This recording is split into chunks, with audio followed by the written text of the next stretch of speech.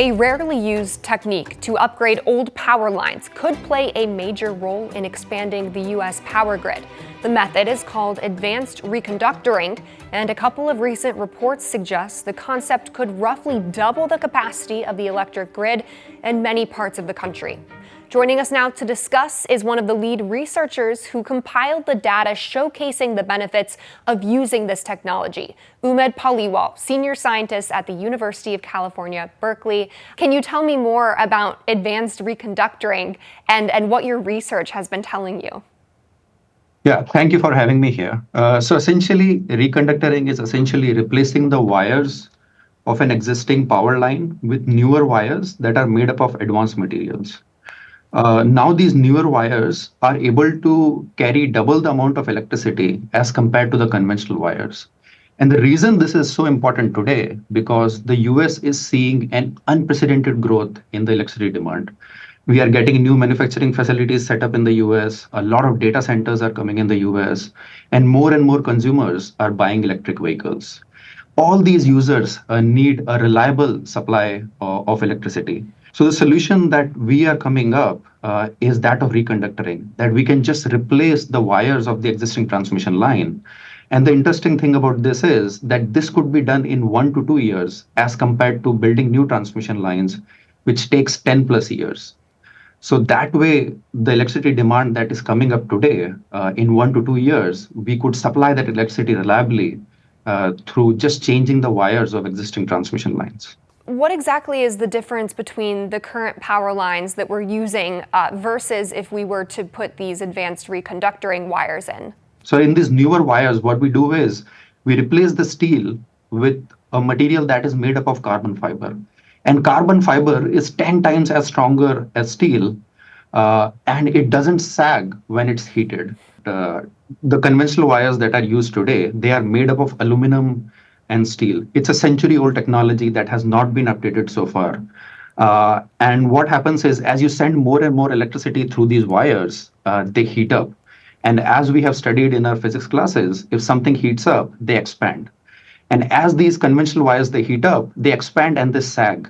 And what happens then? If they sag, they can come in contact with vegetation, and that could be a safety hazard. So if we send more and more electricity through these advanced wires, they don't sag, and that's why we can send more electricity through these wires as compared to the conventional wires. So how big of an increase in capacity does advanced reconductoring provide? I know you mentioned 2 times, but is that the peak? We could get up to 2 times, but it might be less? Yeah, so what we found in our study is that by 2035, if we adopt reconductoring, we can add 4 times as much new transmission capacity as otherwise if you would have just relied on the conventional wires.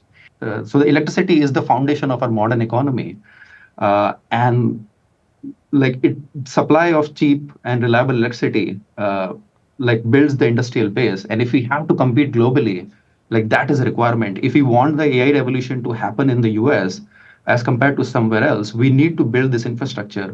Are there any environmental concerns tied to building these advanced wires?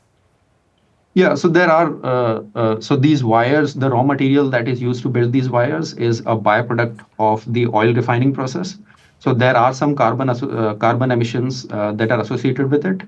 But what is again interesting is these advanced wires, they have half the as much as electrical losses as compared to conventional wires. Just give you a perspective, last year we lost about 5% of the electricity, and that is equivalent to the total amount of electricity that was generated in the state of California. But what about the everyday American? Will it save them on their utility bill?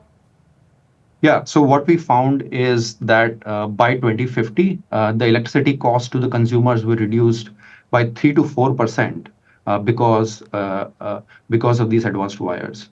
And by 2035, we estimate that the consumers would save $85 billion, and by 2050, the consumers would save $180 billion, like if we adopt reconductoring. Where do you see this going in the future? Yeah, so the utilities, they are a conservative industry. They tend to do what was done last year and so on last year.